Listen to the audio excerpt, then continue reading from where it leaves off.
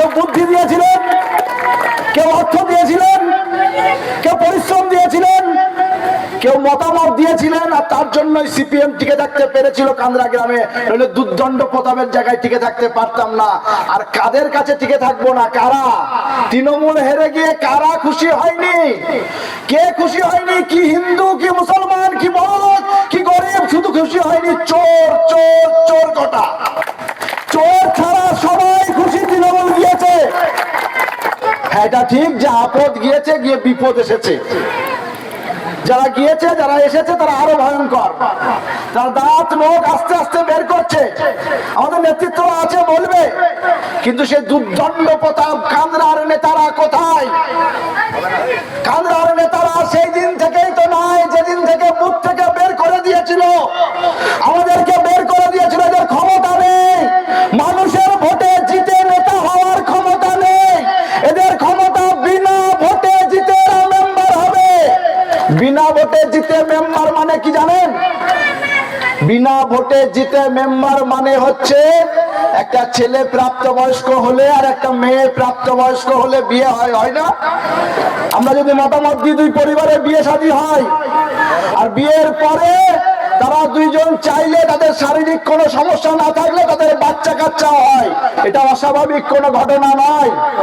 আর যদি এমন ঘটনা ঘটে যায় কান্দ্রায় যে বিয়ে হয়নি, এক মহিলার বাচ্চা হয়ে গেছে, তাহলে কি হবে? আমার কান্দ্রা গ্রাম মেনে নেবে সেই মহিলাকে? কি বলবে সেই মেয়েকে? বিনা বিয়েতে বাচ্চা হওয়ার জন্য সেই মেয়েকে বলবে অবৈধ মেয়ে। বিনা বিয়েতে বাচ্চা হওয়ার জন্য সেই মেয়েকে বলবে তুমি খারাপ মেয়ে, তাই না? ঠিক তেমনি বিনা বিয়েতে মেয়ে হওয়া, বাচ্চা হওয়া মেয়েটিকে অবৈধ বললে বিনা ভোটে মেম্বার হওয়া এই মেম্বার গুলো অবৈধ মেম্বার। প্রধান শুনতে পাচ্ছে, ঘুম ভাঙছে প্রধানের। এই প্রধান একদিন আমাকে বলছে 4 তারিখের পর, বলছে আমি সিপিএম করব। আমি বললাম হবে না ভাই, ওটি হবে না। চোরের জায়গা সিপিএম এ নাই, ওটি আর হবে না, ওটি চলবে না। এক মেম্বারকে আমরা বলেছি 3টে শর্ত। এক, যত ঘরের টাকা থেকে শুরু করে যা কিছু নিয়েছ মানুষকে ফেরত দিতে হবে। তারপরে মানুষের কাছে মাইকের দাম আমি দেবো, মাইক টাঙিয়ে ক্ষমা চাইতে হবে।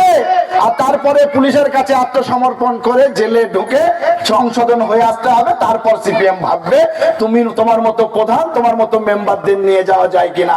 আরে হেরে যাওয়ার পর গোটা কান্দ্রা গ্রামে আমরা মাথা উঁচু করে ঘুরে বেরিয়েছি, আর জেতার পর মাথা নিচু করে। প্রধানের চোখে নেপা হয়েছে, নেপা মেম্বারদের চোখে নেপা হয়েছে, দেখতে পাই না এটা রাস্তা। গোটা ব্লকের মধ্যে একটা বদ্ধিষ্ণু গ্রামের নাম মালিহাটি কান্দ্রা। 8 থেকে 10টা মেম্বার প্রত্যেক দিন এই রাস্তা দিয়ে হাঁটে। একটা গর্ভবতী মা যদি আমার এই রাস্তা দিয়ে অটোতে করে টোটোতে করে যায়, হাসপাতাল যাওয়ার আগে বাচ্চা হয়ে যাবে এমন অবস্থা।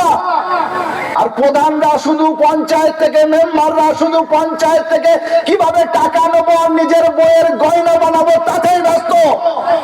2 রাকাত নামাজ বেশি পড়ো, যে সরকারটা বিজেপির এসেছিল, যদি লাল ঝান্ডার আসতো, যদি লাল ঝান্ডার সরকার হতো, গাছের ডগায় বেঁধে মানুষের টাকা কিভাবে আদায় করতে হয় মানুষ জানে। বিজেপির সঙ্গে সেটিং করে ও টাকা আবার হজম করছো, ওটাকে আবার হজম করছো। আর সিপিএম ক্ষমতায় আসলে ও টাকা ফেরত দিতে হবে, কারণ ও টাকা তোমার বাপের টাকা না, ও টাকা পাপের টাকা। ওই পাপের টাকা আমরা কিভাবে বের করতে হয়, মানুষের টাকা মানুষকে ফেরত দিয়ে দিতে হবে, মানুষের টাকা মানুষকে ফেরত দিতে হবে। এই মুখ্যমন্ত্রী বিজেপির মুখ্যমন্ত্রী, হিন্দুরা ভাবছে আমাদের মুখ্যমন্ত্রী না, হিন্দুদের মুখ্যমন্ত্রী নয়। এই মুখ্যমন্ত্রী যখন স্মার্ট মিটার লাগাবে, শুধু মুসলমানদের ঘরে স্মার্ট মিটার লাগাবে, হিন্দুদের ঘরে লাগাবে না। পেট্রোল ডিজেলের দাম বাড়াচ্ছে, শুধু মুসলমানদের জন্য বাড়ছে, হিন্দুদের বাড়ছে না। এই মুখ্যমন্ত্রী বলেছিল স্মার্ট মিটার লাগাতে আসলে ঘাড় ধাক্কা দিয়ে বাড়ি থেকে বের করে দেবেন। আপনারা আর কিছু করেন না করেন, বিজেপির কোনো কথা শুনতে হবে না, এই কথাটা শুনবেন, যে স্মার্ট মিটার লাগাতে আসবে ঘাড় ধাক্কা দিয়ে বের করে দেবেন। আমরা লাল ঝান্ডা দেখে নেবো, আমরা থাকবো পাশে।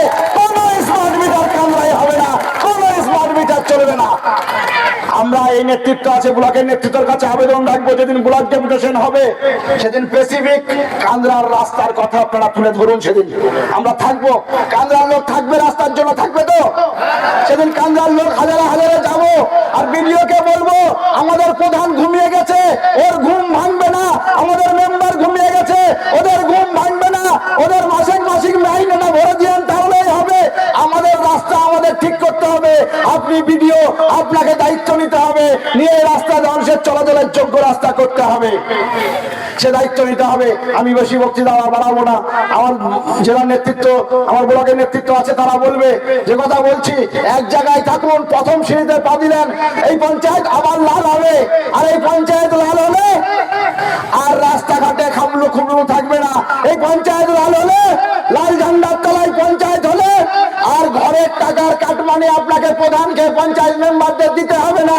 এই পঞ্চায়েত লাল হলে স্বামী স্ত্রী ঝগড়া, ভাই ভাইয়ের ঝগড়া মীমাংসার নামে প্রধানের পকেটে 500 টাকার নোট, মেম্বারের পকেটে 500 টাকার নোট, পুলিশের পকেটে 500 টাকার নোট ভার ভরে দিতে হবে না।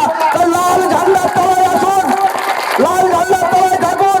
কেউ ঘুষ খাবে না, কেউ টাকা দিতে হবে না। মানুষ নিজের অধিকার, সবাইকে খেটে খেতে হবে, লুটে খাওয়া বন্ধ হয়ে যাবে। ওদেরকে বলতে চাই, এই প্রধান ওই মেম্বারদের বলতে চাই, এবার জায়গা দেখো রে বেহুলা, আর হবে না, আর হবে না। ভালো থাকবেন। ইনকিলাব জিন্দাবাদ, সিপিআইএম জিন্দাবাদ।